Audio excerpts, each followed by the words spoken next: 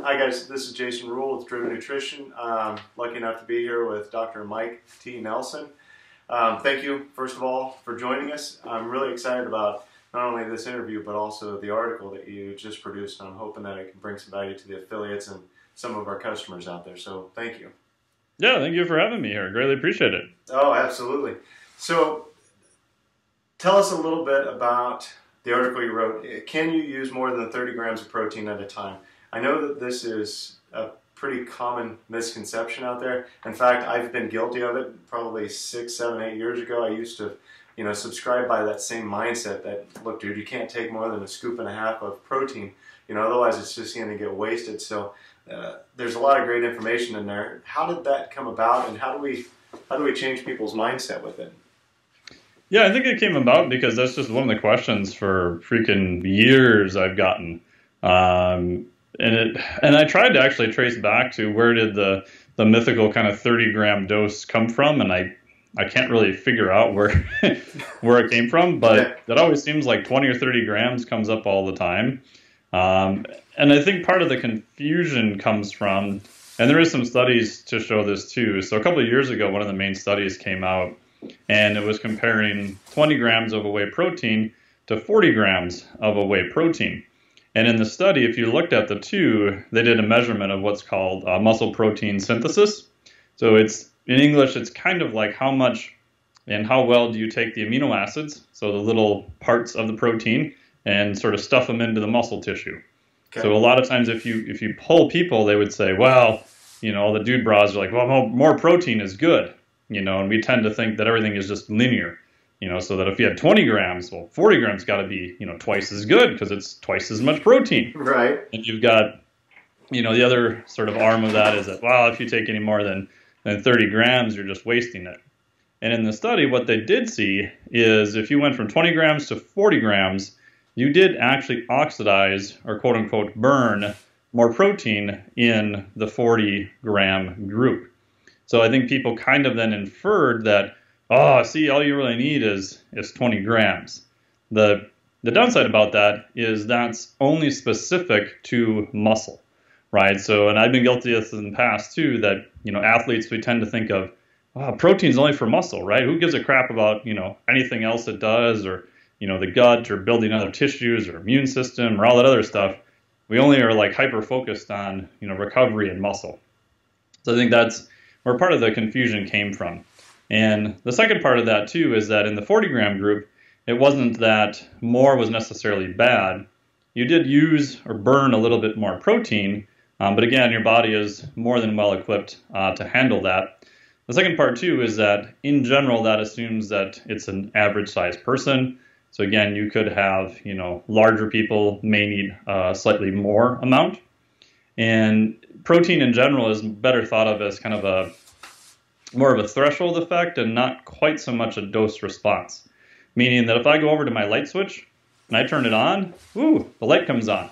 Okay. Right? I need a set amount of pressure in order for the light to come on. And the light's either kind of on or off. So if I don't have quite enough protein, so if I have about 10 grams or less, I don't really see an uptick in muscle protein synthesis or recovery from a muscle perspective. Now if I go the other extreme and I go all the way to 40 or 60 or 90 grams, it's not twice as good, right? So 80 grams isn't twice as good as 40 grams. Right. The theory is that once you kind of have that process running, it's kind of saturated and you can't really, crank it up any more than that. There's specific reasons for that. So, and the last point too is that just because protein is oxidized, it's not necessarily a bad thing. You can't really get protein unless you're talking about uber small amounts with hyper-specific amino acids to only be used for muscle tissue. As you take in more protein, you are going to oxidize more of that protein. That's just kind of how your body works. You can't get it to all just go to your precious muscle tissue. Some of it's going to be burned. Some of it's going to be taken up by the gut. It's going to be used in other processes in the body too. Right. So back up just a second and help me understand what do you mean by when the protein oxidizes? Yeah, so in essence, it just means that it's going through a whole bunch of processes and it's being burned for fuel. Okay. right? So if we take in a massive amounts of extra protein, my buddy Dr. Jose Antonio has done some of these studies recently, and the old kind of thinking is that, well, a calorie is just a calorie, and if you take in more protein, you're just going to get fat. And the human studies generally don't show that to be true. There's a couple of reasons. One, the burning or use of that protein is extremely energetically expensive. Your body has to go through all sorts of complicated processes in order to break it down to use it. Again, that's not necessarily a bad thing in healthy individuals. Also, if anyone who's tried to eat just a crap ton of protein, it's really, really hard. Yeah. At some point, Dr. Jose Antonio was saying that in the study, and they massively overfed these guys on protein, that they had to supply them with supplemental protein in order for it to happen. And they actually recruited people that were extremely recreational active, pretty good training. People who were actively seeking protein a lot were used to high protein diets. And he said the biggest complaint they had, and a couple of people even dropped out, was that they said, oh, it's just too hard to eat that much extra protein. Because at some point, the satiety or how full your body feels gets to be pretty high, right? So if you sat down and try to eat 3 chicken breasts, you're probably going to be pretty full, That's right? Compared to other types of food. Okay. All right. So how does this relate? One study versus another study. Do a lot of those take into account? Like, I'm 180 pounds. I'm 5'10". I'm 42 years old. So if I take 30 grams of protein, is there a difference between the recovery process that I'm going to have versus a guy that's 22 and 220 pounds? How do you dial that in for those guys? From just stripping down the basic version of, okay, this is, and I know it's a lot more complex than that, but those studies have to take that into account. So how does the average person get through understanding what's right for them, whether they're 22 and a stud, or 42 and a father of 4 and just trying to stay moving? Yeah. So there is a little bit of effect, I would say, with body composition in terms of protein dose related to body weight, right? So people always ask to say, okay, if I'm exercising a fair amount, what's kind of the good amount of protein I should take in? According to most of the research, about 0.7 grams per pound of body weight. With some studies from Dr. Donald Lehman, Miro, a couple other guys. Stu Phillips had one of the more recent studies. And so that is, if you're a 200-pound person, it's about 140 grams per day. And that's not exceedingly high. But in those studies, that was average-age people, kind of sort of middle-aged or a little bit younger. They were recreationally active. They were not super hard training athletes. And what they did was they compared them in a high protein group and a low protein group. So the high protein group in most of the studies were about 0.7 grams per pound of body weight. Low protein was around half of that amount.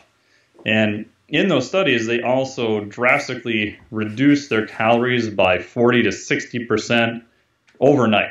So if you came into the study, you took your normal caloric intake, and if you're in the study on Monday, they're basically whacking your calories to about half. And with the exception of one study, those people were actually not really doing hardcore active resistance training either. And what they saw was if you were below that kind of dose effect, you did actually start to lose lean body mass. Now, the catch with that study is that it's a caloric restricted study, right? So their calories are low, and they were not doing really heavy weight training. So heavy weight training, if you want to progress, you probably need a little bit more protein. It's debatable how much more than that. And also resistance training is extremely protective of muscle tissue. So if you take someone and you put them on a lower protein diet, but they're training pretty hard and they keep their performance up, the body really isn't going to start tearing down a lot of protein. Okay. Now, you may not make a lot of progress in terms of forward progress in adding lean tissue, but because your body is survival based and it says, hey, you went to the gym and beat the crap out of me for 4 days, I can't afford to get rid of this, structural muscle protein because I really need to hold on to it because of what you've been doing. The second part in your question too is related to age. The studies right now are pretty split between basically very young individuals in their 20s to one of the studies by Yang used an average group of 71. So in the gray areas, for example, I'm 42, in that sort of gray area between there, we just don't really have a lot of data.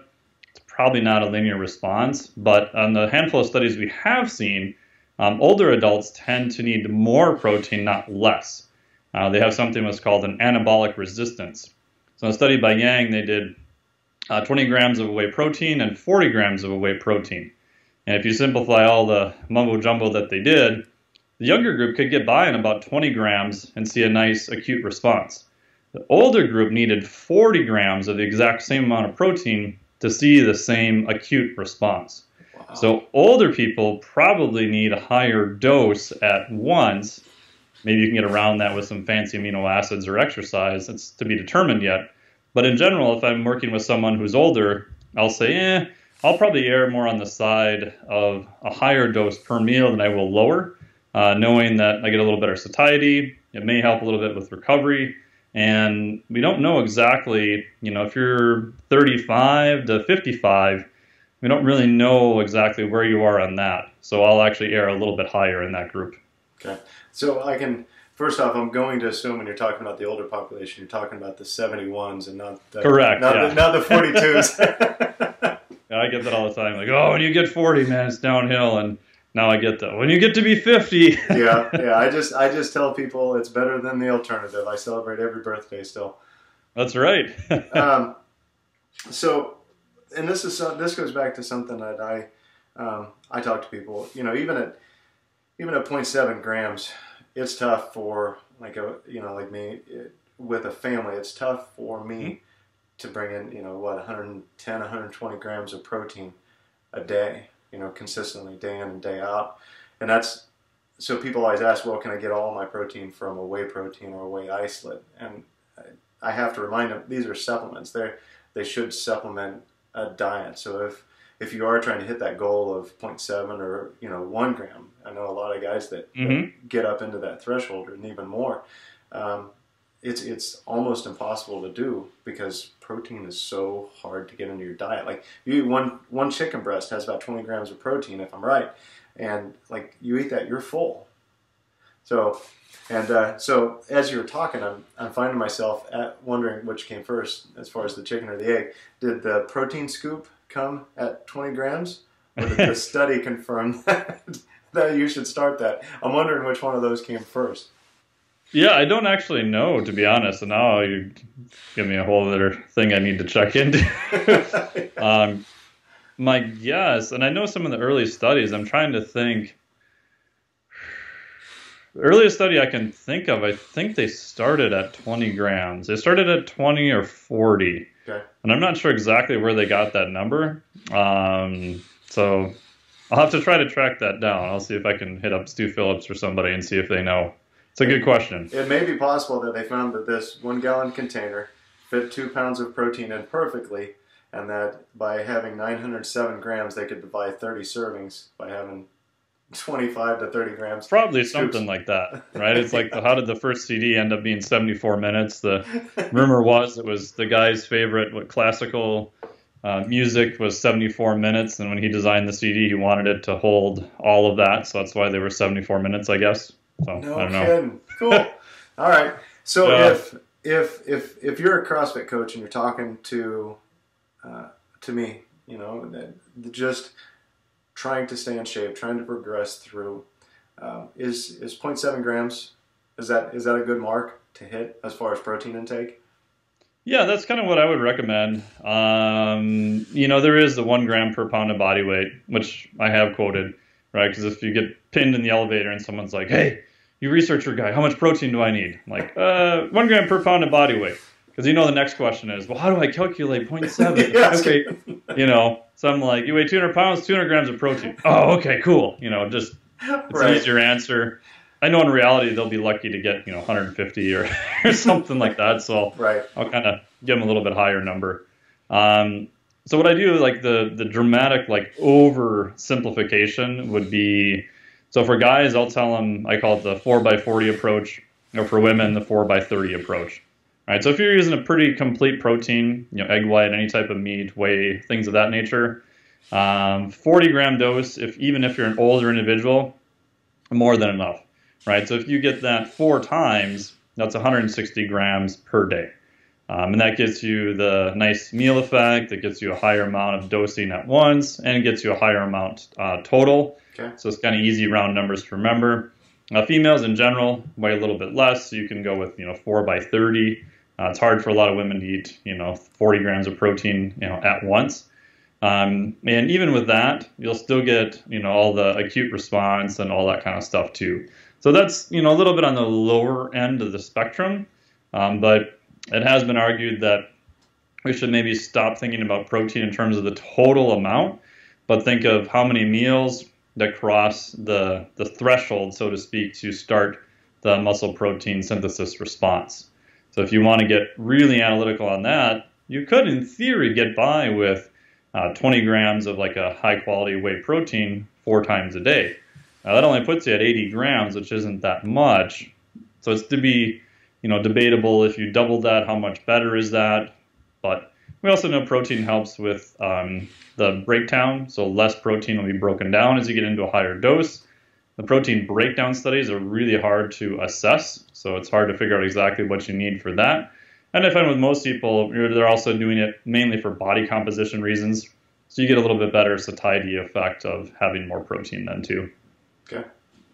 All right, cool. I think that answers most of my questions for this article you made. Thank you so much. I'm excited to get it out there to everybody else. Now, I'm going to put you on the spot. Will you come back and will you make some more articles for us?